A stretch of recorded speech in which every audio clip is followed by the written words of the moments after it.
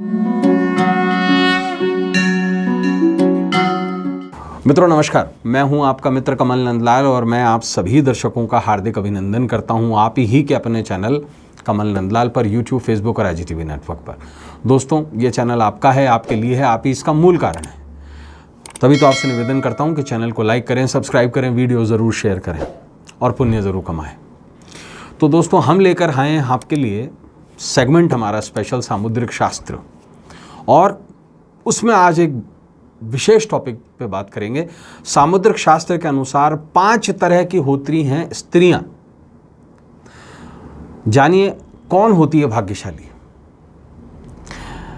देखिए, सामुद्रिक शास्त्र ने स्त्रियों के 5 प्रकार बताए हैं। उनके लक्षण, उनके स्वभाव, उनके गुणों के आधार पर उन्हें 5 वर्गों में वर्णित किया है या विभाजित किया है। आइए जानते हैं इनके बारे में। पहली जो टाइप की स्त्री होती है वो होती है शंखिनी। ये अन्य स्त्रियों से थोड़ी लंबी होती हैं, कुछ मोटी, कुछ दुर्बल होती हैं। इनकी नाक जो होती है वो मोटी होती है, आंखें अस्थिर होती हैं, आवाज़ गंभीर होती है, ये बिना कारण क्रोध करती हैं।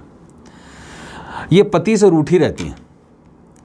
इनमें दया भाव थोड़ा कम होता है या होता ही नहीं है, इसलिए ये परिवार में रहते हुए भी उनसे अलग ही रहती हैं। ऐसी स्त्रियां संसार में अधिक होती हैं। और देखिए, आजकल जो न्यूक्लियर फैमिलीज़ हो रही हैं उसका एक बहुत बड़ा कारण ये भी है। ऐसी महिलाएं जो शंखिनी हैं, ये चुगली करने वाली, यानी कि इधर उधर की बातें करने वाली होती हैं, बड़ी गॉसिपर्स होती हैं, है ना। ये अधिक बोलती हैं, इसलिए लोग इनके सामने कम ही बोलते हैं, शांत रहते हैं। दूसरा प्रकार है चित्रिणी। स्त्री का दूसरा प्रकार है चित्रिणी। ये स्त्रियां पतिव्रता होती हैं, बहुत डेडिकेटेड होती हैं। ये हर काम बड़ी ही शीघ्रता से कर लेती हैं, बहुत कैची भी होती हैं। श्रृंगार में, मेकअप करने में इनका मन अधिक लगता है। इन्हें अधिक मेहनत वाला काम नहीं होता इनसे ज़्यादा, परंतु ये बुद्धिमान होती हैं। इन्हें संगीत जो है वो विशेष प्रिय है। ये दिखने में बहुत सुंदर होती हैं। इनका मस्तक गोलाकार होता है, इनके अंग कोमल होते हैं, आंखें इनकी चंचल होती हैं, इनका स्वर कोयल के समान होता है और बाल काले होते हैं। चित्रिणी जो स्त्रियां हैं, इनके बारे में कुछ और भी विशेषताएं हैं। जैसे इनका जन्म भले ही गरीब परिवार में हो, लेकिन ये अपने भविष्य में पटरानियों के समान सुख पाती हैं। इनकी 3 संतानें होती हैं अधिकतर, लेकिन एक को राजयोग मिलता है। तीसरा प्रकार है हस्तिनी। हस्तिनी वर्ग की जो महिलाएं हैं, जो लड़कियां, उनका स्वभाव बदलता रहता है, अनिवल, ड्वेल नेचर्ड, कभी हाँ कभी ना। वो जितने भी दुकानदार होते हैं ना, जो महिलाओं की शॉपिंग से थोड़ा सा खिन्न हो जाते हैं कि भैया ये भी दिखा दीजिए, भैया ये भी दिखा दीजिए, पता लगा कि जितने सामान देखे सारा कैंसिल, कुछ और लेके गई हैं। ये है हस्तिनी। ये टाइप है, दिमाग की टाइप। ये बहुत हंसमुख स्वभाव की होती हैं और भोजन ज़्यादा खाती हैं, हिलेरियस फूडी। इनका शरीर थोड़ा सा आपको कंपैरेटिवली दूसरी महिलाओं के कंपैरिजन में मोटा मिलेगा।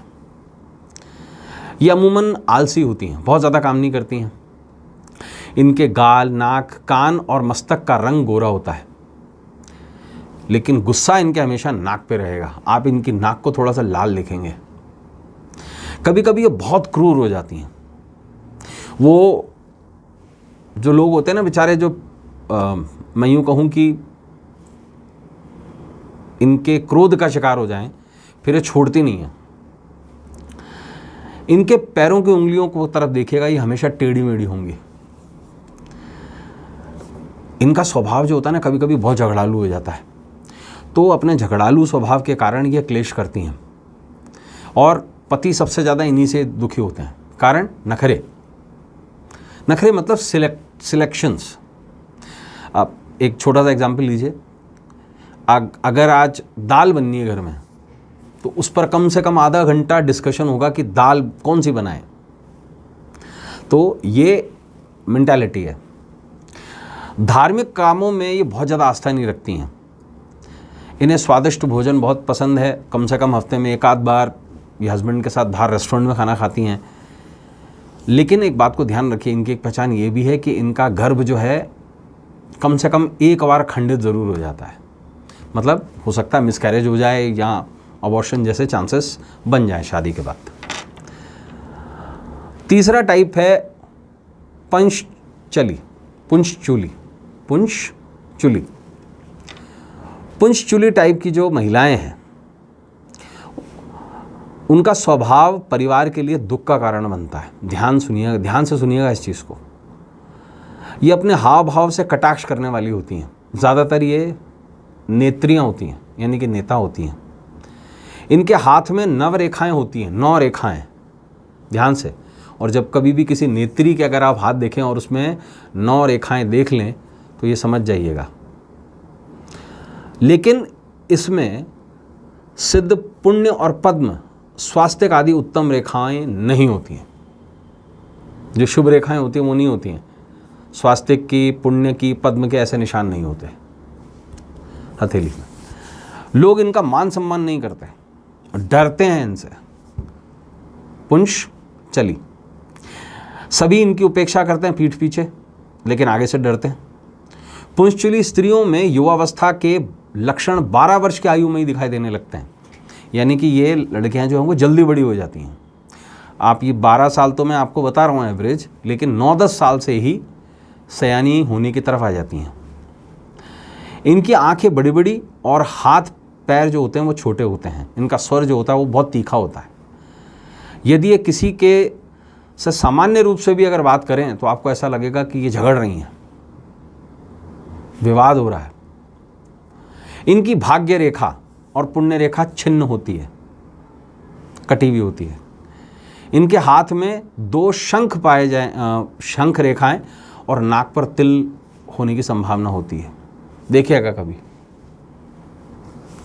ये सिर्फ महिलाओं पे है, ये चीज़ पुरुषों पे लागू नहीं होती है। 5वीं और आखिरी टाइप है पद्मिनी। सामुद्रिक शास्त्र ये कहता है कि पद्मिनी स्त्रियां सुशील होती हैं, धर्म में विश्वास रखने वाली होती हैं, माता पिता की सेवा करने वाली होती हैं और अति सुंदर होती हैं। इनके शरीर से कमल के समान सुगंध आती है। ये लंबे कद वाली, कोमल बालों वाली होती हैं और इनकी बोली जो होती है मधुर होती है। पहली नज़र में ही सभी को आकर्षित कर लेती हैं। महिलाएं बेहद आकर्षित करने वाली होती हैं, बेहद। इनकी आंखें थोड़ी बड़ी होती हैं, ज़्यादा नहीं, थोड़ी बड़ी। ये अपने पति के प्रति हद से ज़्यादा समर्पित होती हैं। इनके नाक, कान और उंगलियां छोटी होती हैं।